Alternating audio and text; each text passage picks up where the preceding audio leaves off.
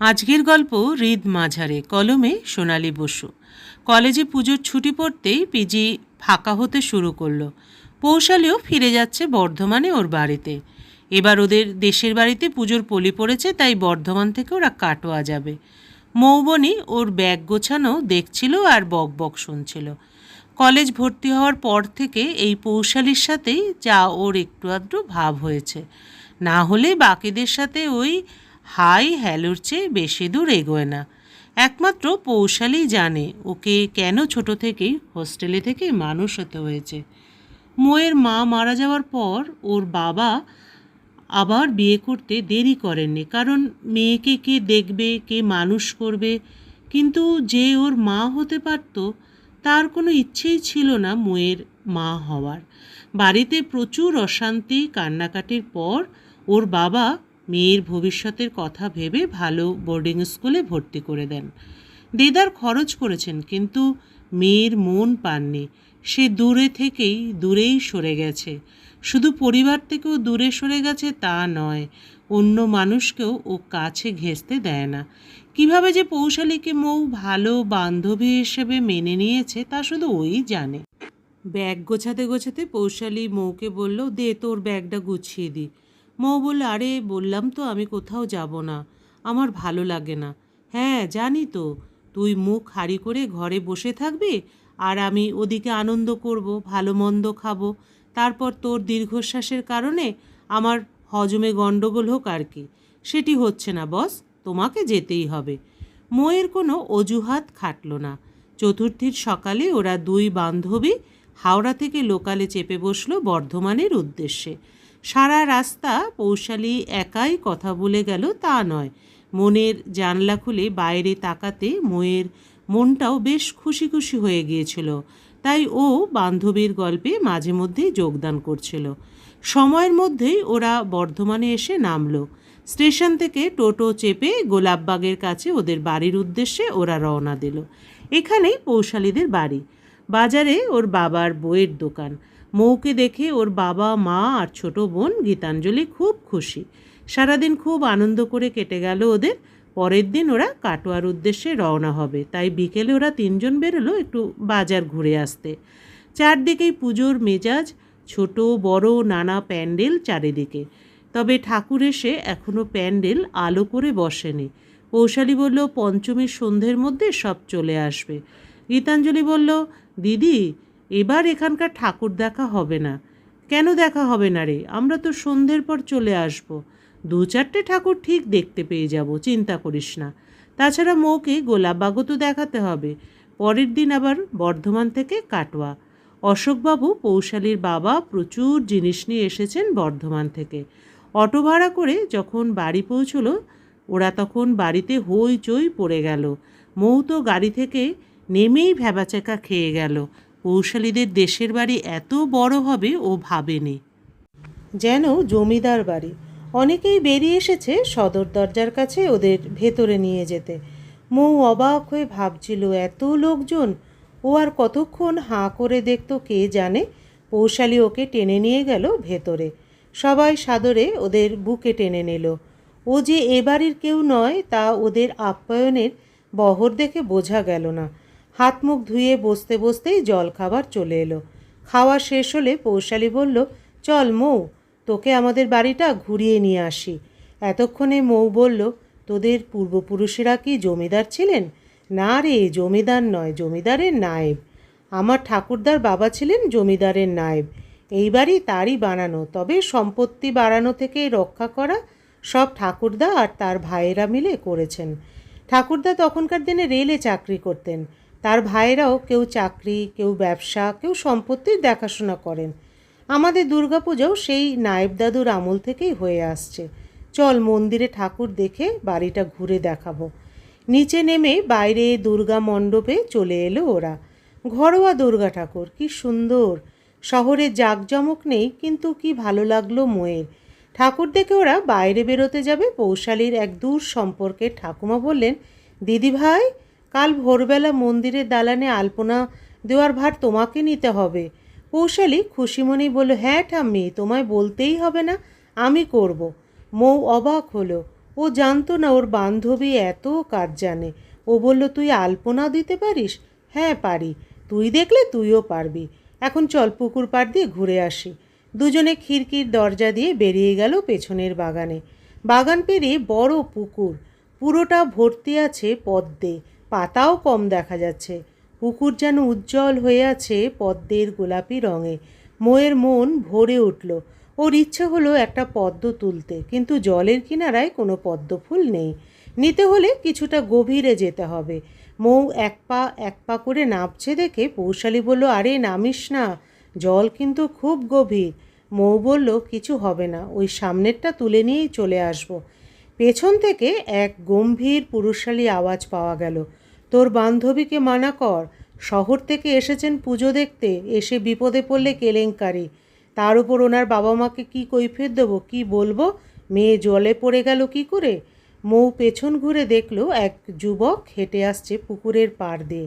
পৌশালী বলল, আমিও এই কারণে আগেই বারণ করেছিলাম। যুবক কাছে এসে পৌঁছাতে পৌশালী বলল, তুই কোথা থেকে আসছিস দাদা? ওই ঢাকিদের দেখতে গিয়েছিলাম। কেন দেরি হচ্ছে আসতে সেটা জানতে। তারপর মৌয়ের দিকে তাকিয়ে বলল, একটু দাঁড়ান, আমি ফুল তুলে দিচ্ছি। যুবকের পরনে ধুতি, কিন্তু অবলীলাক্রমে পুকুরে নেমে ফুল নিয়ে এলো। তারপর মৌয়ের দিকে এগিয়ে দিয়ে বলল, এই নিন, আর একটা বোনের হাতে দিল। এবার পৌশালী বলল, এ আমার জ্যাঠতো দাদা অভি, ও বাইরে চাকরি করে, পুজোয় আমাদের মতো দেশে আসে কদিনের জন্য। মৌ কিছু বলল না। ওর মনে অন্য কথা ঘুরে বেড়াচ্ছে। ওর মনে হলো, পৌশালী কি ভাগ্যবতী, কি সুন্দর জমজমাট পরিবার ওদের। সবাই সবার জন্য কত ভাবে, কত করে। ঝগড়া হলেও ভাব হয়। ওর মতো এরকম ছন্ন ছাড়া অবস্থা তো নয় ওদের। অভি হয়তো ওর চুপ করে থাকাকে অন্য কিছু ভেবে নিয়েছিল। তাই বলল, তোর বান্ধবীর বোধহয় আমার বলাটা ঠিক পছন্দ হয়নি। তারপর ওর দিকে ঘুরে বলল, আমি কিন্তু তোমার ভালো ভেবেই ওই কথা বলেছি, পছন্দ না হলেও আমার কিছু করার নেই। মৌ একবার অভির দিকে তাকালো, তারপর পৌশালীকে বলল, ঘরে চল, আমার ভালো লাগছে না। পৌশালী কি বুঝলো কে জানে, মুখে বলল, চল। ঘরে এসে পৌশালী বলল, ঘরে কি বসবি, চল তোকে আমাদের বাড়িটা ঘুরিয়ে দেখাই। বেশ লাগলো মৌয়ের পৌশালীদের দেশের বাড়ি, খোলামেলা দোতলা বাড়িটা। তবে সবথেকে ভালো লাগলো চওড়া ছাদটা। চারপাশে কত দূর পর্যন্ত দেখা যায়। অনেকক্ষণ ছাদে ঘুরে ওরা নেমে এলো নিচে। পরের দিন ভোরে পৌশালী ওকে জাগিয়ে দিল, বলল, তাড়াতাড়ি স্নান সেরে নে, দুর্গা মণ্ডপে যাব, আলপনা দিতে হবে তো। পৌশালী আলপনা দিচ্ছে আর মৌ দেখছে। খুব ভালো লাগছে ওর। ও বলল, আমি একবার চেষ্টা করি পৌশালী, আমার ইচ্ছে করছে দিতে। কর না, এই নে কাপড়ের টুকরো, এই গোলায় ডুবিয়ে এইভাবে কর আমার মতো। মৌ চেষ্টা করছিল, পৌশালী মাঝে মাঝে দেখে ওকে উৎসাহ দিচ্ছিল। হ্যাঁ কর, ভালো হচ্ছে। হঠাৎ কেউ বলল, এই নাতনি, এ কাকে নিয়ে এসেছিস সাথে আলপনা আঁকার জন্য? এ তো কিছুই পারে না, এটা আলপনা হচ্ছে নাকি? মা কি কিছুই শেখায়নি? মৌ মুখ ঘোরাতেই দেখল এক বয়স্কা মহিলা, তবে আগের দিনের দেখা মহিলা নয়। মহিলার মুখ বেঁকানো দেখে মৌ আর কিছু না বলে উঠে পড়ল। তারপর পায়ে পায়ে মন্দির থেকে বেরিয়ে দৌড়ে চলে গেল ঘরে। অভি মন্দিরের দিকে আসছিল, মৌকে ছুটে চলে যেতে দেখে অবাক হলো। তারপর মন্দিরে গিয়ে বোনকে জিজ্ঞাসা করলো, তোর বান্ধবীর কি হয়েছে রে, কেমন গোমরা মুখ দেখলাম? দৌড়ে চলে গেল। পৌশালী সব বলল। অভি কিছু না বলে চলে এলো। পায়ে পায়ে ওপরে উঠে এসে উঁকি মেরে দেখলো মৌ ঘরে আছে কিনা, কিন্তু নেই। অবাক হলো, কি হলো, গেল কোথায় মেয়েটা? এখানে ওখানে ঘুরতে ঘুরতে শেষে এলো ছাদে। এসে দেখে ও যা সন্দেহ করেছিল তাই ঠিক। মৌ চুপচাপ এক জায়গায় বসে আছে আকাশের দিকে তাকিয়ে। অভি খোঁচা দেওয়ার লোভ সামলাতে পারে না।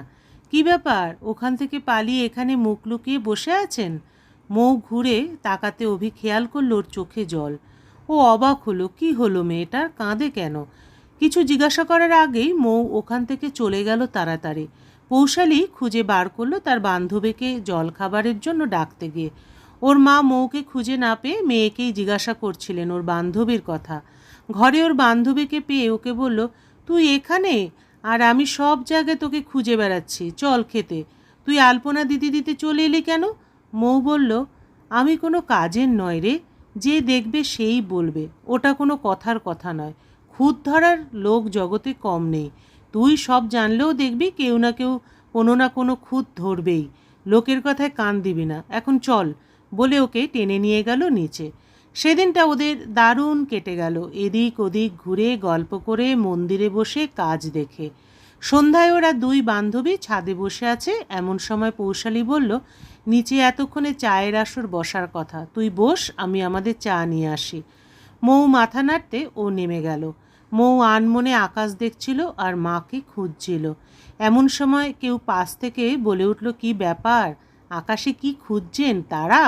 খানিক চমকে উঠলেও তাড়াতাড়ি সামলে নিয়ে মৌ ওর পাশে তাকিয়ে দেখল অভি কখন এসে কার্নিশের দেয়াল ঘেঁষে দাঁড়িয়েছে ও টের পায়নি।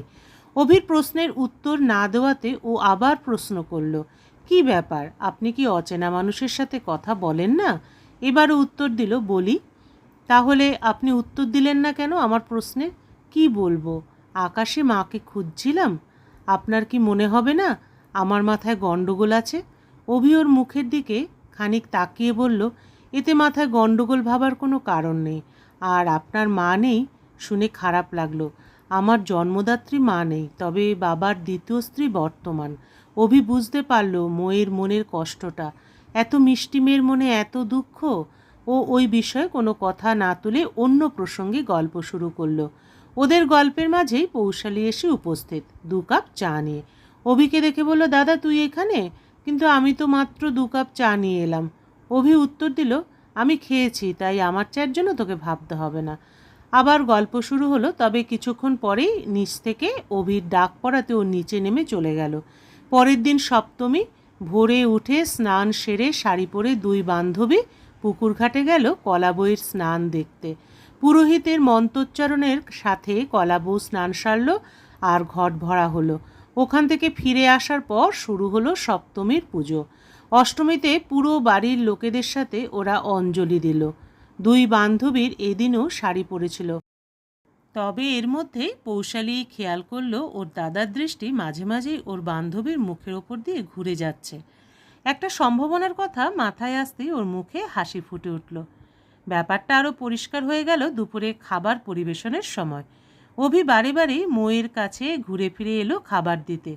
ব্যাপারটা বুঝলেও পৌশালী ওর বান্ধবীকে কিছু জানালো না। নবমীর দিন ও দাদাকে ধরে বসলো কাটোয়ার বাকি ঠাকুরগুলো ঘুরিয়ে দেখাতে। অভি বলল, সেটা কিভাবে সম্ভব পৌশালী? জানিস তো আজ সন্ধ্যায় বাড়িতেই গান বাজনার আসর, তোদেরই তো করতে হবে। পৌশালী বলল, ঠিক আছে, তাহলে এবেলাতেই দেখিয়ে দে। আবদার ফেলতে না পেরে অভি নিয়ে চলল গাড়িতে ওদের ঠাকুর দেখাতে। বাড়ির বাকি কচিকাচারাও যোগ দিল, কিন্তু তাতে ওদের ঘোরাতে আনন্দ কম হলো না। সন্ধ্যায় বাড়ির সদস্যদের নিয়েই গান বাজনার আসর বসলো। সবাই কিছু না কিছু করলো, গাইলো বা আবৃত্তি করলো। তবে এবারও পৌশালী খেয়াল করলো মৌ যখন কবিতা আবৃত্তি করছে অভি ওর মুখের দিকে এক দৃষ্টে তাকিয়ে আছে, অন্য কোনো দিকে ওর খেয়াল নেই। পরের দিন দশমীর পুজো হয়ে যেতেই দুর্গাপুজোর সমাপ্তি। ঠাকুর যখন দোলায় চলে গেল তখন মৌ ঘরের এক কোণে গিয়ে প্রাণ ভরে কাঁদল। এতটাই একাত্ম হয়ে গিয়েছিল ও এই পুজোর সময় মা দুর্গার সাথে যে মায়ের চলে যাওয়ার সাথে সাথে ওর মনে হলো ওর মাও এইভাবেই চলে গিয়েছিল ওকে ছেড়ে। বিকেলে নদীর পাড়ে মায়ের বিসর্জনও দেখতে গেল না, চুপ করে শুয়ে রইল ঘরে। শুয়ে শুয়ে মায়ের কথাই ভাবছিল ও। এমন সময় অভির আওয়াজ পেল, তোমার শরীর খারাপ নাকি? ও উঠে বসলো, বলল, না, ভালো লাগছিল না, তাই শুয়েছিলাম। ঠাকুর বিসর্জন হয়ে গেল? হ্যাঁ, এই ফিরলাম পুকুরঘাট থেকে, পুজো শেষ, এবার ফেরার পালা। কিন্তু হ্যাঁ, এবার যে ফিরে গেল মন এখানেই থেকে যাবে। কেন? এমন একজনের জন্য যে সহজে নিজের মনের কথা বলে না, আর তাই অন্যের মনের কথাও বোঝে না।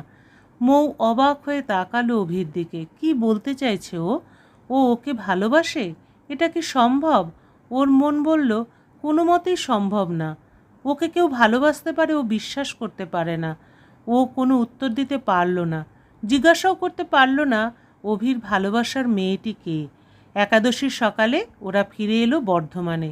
বিকেলে গোলাপবাগ ঘুরতে গিয়ে সুযোগ পেতে কথায় কথায় পৌশালী মৌকে জিজ্ঞাসা করলো, হ্যাঁ রে, আমার দাদাকে তোর কেমন লাগলো? মৌ বলল, ভালোই। শুধুই ভালো? ওর বেশি কিছু নয়? ওর বেশি কি হবে? সে কি, তুই কি কিছুই বুঝিসনি? কি বুঝবো? দাদা তোকে ভালোবেসে ফেলেছে, একবার বলতে চেয়েছিল অভি, তবে আমার বিশ্বাস হয়নি। কেন? কেউ আমায় ভালোবাসতে পারে না পৌশালী। আমার অতীত জেনে তো নয়ই। না রে, তুই ভুল ভাবছিস। তোর অতীত দাদা সব আমার কাছ থেকে জেনে নিয়েছে, তবুও তোকেই ভালোবেসেছে। মোয়ের গলায় আকুলতা প্রকাশ পেল। কিন্তু আমি যে তাকে ফিরিয়ে দিয়েছি। তুই চাইলে আমি দাদাকে আসতে বলতে পারি। পরের দিন অভি এসে উপস্থিত পৌশালীদের বাড়িতে। ও মুম্বাই চলে যাবে কাজের জায়গায়। তার আগে কাকাদের সাথে দেখা করতে এসেছে। ওকে দেখে মোয়ের মন ছটফটিয়ে ওঠে না বলা কথা বলার জন্য, কিন্তু সুযোগ পায় না। সবাই অভির সাথে গল্প করতে ব্যস্ত। দুপুরে খাওয়া দাওয়ার পর সবাই বিশ্রাম নিচ্ছে, এমন সময় পৌশালী মৌকে টেনে ছাদে নিয়ে এলো। অভি আগে থেকেই ওখানে ছিল। মৌকে ওর সামনে দাঁড় করিয়ে দিয়ে বলল, নে তোরা কথা বল, আমি নিচে আছি। পৌশালী চলে যেতে অভি মৌয়ের কাছে এসে দাঁড়ালো। বলল, কাল আমি চলে যাচ্ছি, শুনেছ নিশ্চয়ই? মৌ উত্তর দিল, হ্যাঁ জানি। আমার প্রশ্নের উত্তর এখনও পেলাম না, যার কারণে আমার রাতের ঘুম উড়ে গেছে। কি বলবো? হ্যাঁ অথবা না, তবে না বললে এখানে খুব কষ্ট হবে বলে নিজের বুকের দিকে ইঙ্গিত করল ও।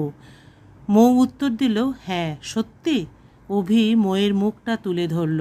দেখল মৌয়ের লজ্জারাঙা মুখটা সদ্য বিকেলের আলোয় কি মিষ্টি লাগছে দেখতে। গল্পের সমাপ্তি এখানেই। আবার দেখা হবে পরবর্তী আরেকটি গল্পের সাথে।